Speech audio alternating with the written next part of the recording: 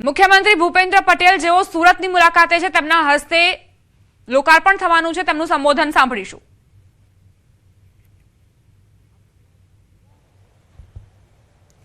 ઉકાઈ જળાશય યોજના આધારિત તાપી કરજણ લિંક પાઇપલાઇન, ઉદ્વહન સિંચાઈ યોજનાના લોકાર્પણ તથા તાપી કરજણ લિંક પાઇપલાઇન ઉદ્વહન સિંચાઈ યોજનાના એક્સટેન્શનના ભૂમિપૂજન કાર્યક્રમમાં આપણી સૌની સાથે મંચ ઉપર ઉપસ્થિત મારા સાથી મંત્રી શ્રી કનુભાઈ દેસાઈ, શ્રી નરેશભાઈ પટેલ, શ્રી ઈશ્વરસિંહભાઈ પટેલ, જિલ્લા પંચાયતના પ્રમુખ શ્રીમતી ભાવિનીબેન પટેલ, નર્મદા જિલ્લા પંચાયતના પ્રમુખ શ્રી ભીમસિંહભાઈ તડવી, અમારા સાંસદ શ્રી મનસુખભાઈ વસાવા, શ્રી પ્રભુભાઈ વસાવા, મારા સાથી ધારાસભ્ય શ્રી ગણપતસિંહભાઈ વસાવા, શ્રી મોહનભાઈ ઢોડિયા, શ્રી કુંવરજીભાઈ હળપતિ, શ્રી મોહનભાઈ કોંકણી, શ્રી સંદીપભાઈ દેસાઈ, શ્રીમતી દર્શનાબેન દેશમુખ,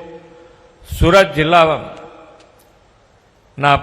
પૂર્વ ધારાસભ્ય શ્રીમતી જંખનાબેન પટેલ, પ્રમુખ શ્રી ભરતભાઈ રાઠોડ, પ્રમુખ શ્રી નીલભાઈ રાવ, જિલ્લા કલેક્ટર શ્રી સૌરભ પારગી, જળસંપત્તિ વિભાગના સચિવ શ્રી પીસી વ્યાસ, ઉમરપાડા તાલુકા પંચાયતના શ્રી રમેશભાઈ વસાવા, કેવડી ગ્રામ પંચાયતના સરપંચ શ્રી વિનયભાઈ વસાવા, આમંત્રિત સર્વે મહાનુભાવો, પ્રેસ મીડિયાના મિત્રો, સૌને મારા નમસ્કાર. પૂર્વ મંત્રી અને ઉમરેઠ મત વિસ્તારના લોકપ્રિય ધારાસભ્ય શ્રી ગોવિંદભાઈ પરમારનું ગઈકાલે દુઃખદ નિધન થયું છે. એમના આત્માને ચીર શાંતિ અને કુટુંબીજનો અને સમર્થકોને પણ આ દુઃખ સહન કરવાની શક્તિ પ્રભુ આપે એવી પ્રાર્થના.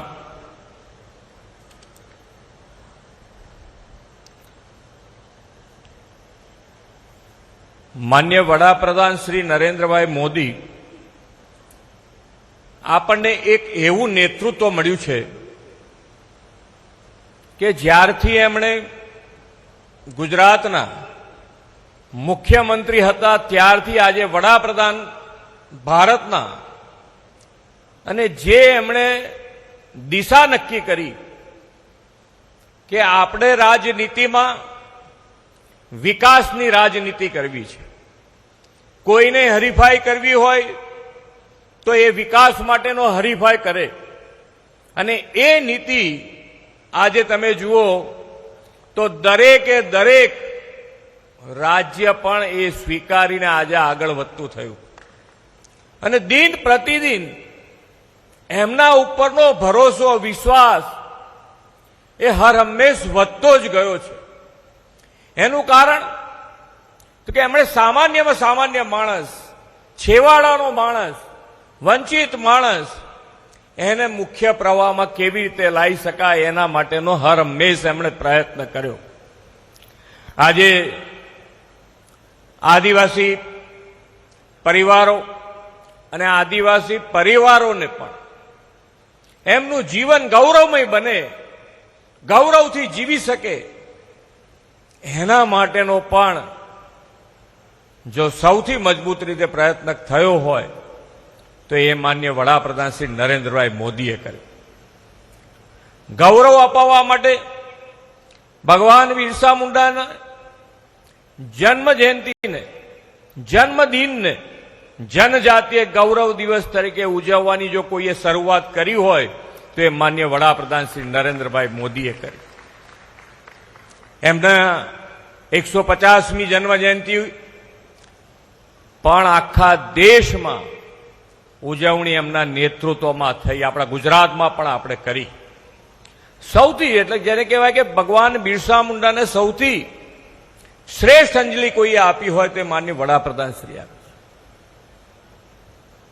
આજે વિકાસની વાત, અને વિકાસની વાતમાં વિરાસતને પણ એટલું જ ગૌરવ એટલું જ ગૌરવ આપીને આગળ વધવાનું જો કોઈ કાર્ય કરી રહ્યું હોય તો એ માન્ય વડાપ્રધાન શ્રી નરેન્દ્રભાઈ મોદી.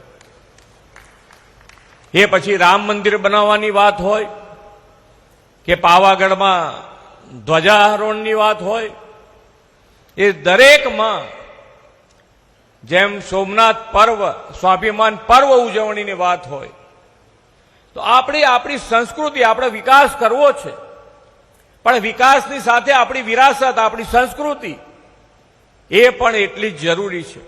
એના પણ મજબૂત પાયા આપણા હશે તો જ આપણો વિકાસ ટકી શકશે. અને એને ધ્યાનમાં રાખીને આજે માન્ય વડાપ્રધાન શ્રી, અને આપણી પાસે માન્ય વડાપ્રધાન શ્રી હર હંમેશ એ આગળનું વિચારી વિઝનરી લીડરશીપ છે આપણી પાસે. આગળનું વિચારીને હર હંમેશ કામ કર્યું છે. આદિવાસી પટ્ટામાં જ્યારે એમણે વનબંધુ કલ્યાણ યોજનાની શરૂઆત કરી અને વનબંધુ કલ્યાણ યોજનાની સાથે સાથે હમણાં જ 150મી જન્મ જયંતિ ભગવાન બિરસાની ઉજવણી પ્રસંગે 2 લાખ કરોડ રૂપિયાની જનજાતીય ગૌરવ યોજના આપણે 5 જ વર્ષમાં વાપરવાના છીએ. આટલી મોટી રકમ આદિવાસી સમાજ માટે, આદિવાસીના આખા પટ્ટા અંબાજીથી ઉમરગામ સુધી 5 વર્ષમાં આપણે આ 2 લાખ કરોડ રૂપિયા વાપરવાના છીએ. અહીંયાથી હમણાં મંત્રીશ્રીઓ પણ કહેતા હતા એમ જ કે એક વર્ષે 35,000 કરોડ રૂપિયા વપરાશે આદિવાસી પટ્ટામાં. તમારે જે બાકી હોય તમારા વિસ્તારમાં, જિલ્લો, તાલુકો, ગામ સુધી તમારે જે પણ જરૂરિયાત હોય એ જો આયોજનબદ્ધ રીતે કામ લઈને આવશો તો એક પણ કામમાં અમારી ના નહીં હોય. એ કામ તમારું પૂરું કરવાની અમારી તૈયારી હશે. શિક્ષણની કામ હોય, સ્વાસ્થ્યનું હોય, રોડ રસ્તા હોય, સરકારી મકાન હોય, દરેકે દરેક ક્ષેત્રે આદિવાસી પટ્ટાના કોઈ કામ અધૂરું ના રહી જાય એના માટેનો જો કોઈએ વિચાર કર્યો હોય તો એ માન્ય વડાપ્રધાન શ્રી નરેન્દ્રભાઈ મોદી કરશે. એટલે 2 લાખ કરોડ રૂપિયા છે, કઈ નાની રકમ નથી, અને 5 વર્ષમાં વપરાવાની છે. 5 વર્ષમાં પાણીની નહેર બને, પાણી અપાતું હોય છે, પણ એ બધી જ યોજના જે કુદરતી વહેણ હોય એ પ્રમાણેની યોજના. તો જ્યારે આદિવાસી પટ્ટો તો આખો ડુંગરાળ વિસ્તાર ઘણો બધો આવે છે એની અંદર, તો એને પાણી કોણ આપશે, એને પાણી કેવી રીતે મળશે, એનો વિચાર ક્યારે થયો? એનો વિચાર પણ માન્ય વડાપ્રધાન શ્રી નરેન્દ્રભાઈ મોદીને આવ્યો. અને આજે આપણી વચમાં આજે યોજનાઓ બની છે. તમને લાગે કે ખરેખર આજે 87 મીટર ઊંચું આ પાણી પહેલા ઉપર જાય અને પછી નીચે આવે. કેટલી અદ્ભુત યોજના બનાવી છે કે સામાન્ય માણસનો પણ વિચાર, કે એક માણસ રહેતું હોય કે એક ફળિયું રહેતું હોય તો એનો વિચાર કરીને પણ આ પાણીની યોજના બનાવી. એટલે એ તો માન્ય વડાપ્રધાન શ્રી નરેન્દ્રભાઈ મોદી જ કરી શકે, એ જ વિચાર કરી શકે કે દરેકે દરેક યોજના, કોઈ પણ યોજના માન્ય વડાપ્રધાન શ્રીએ બનાવી, સરકારી યોજનાઓ, તો એ યોજનાઓ પણ કેન્દ્ર સ્થાનમાં જો કોઈને રાખ્યું હોય તો એ સામાન્ય માણસને એની અંદર કેન્દ્ર સ્થાનમાં રાખ્યું છે. એ પછી યોગથી આયુષ્યમાન કાર્ડની યોજના હોય કે પાણી માટે ઉદ્વહન યોજના હોય, દરેક જણ રોડ રસ્તા છેક સુધી પહોંચાડે છે.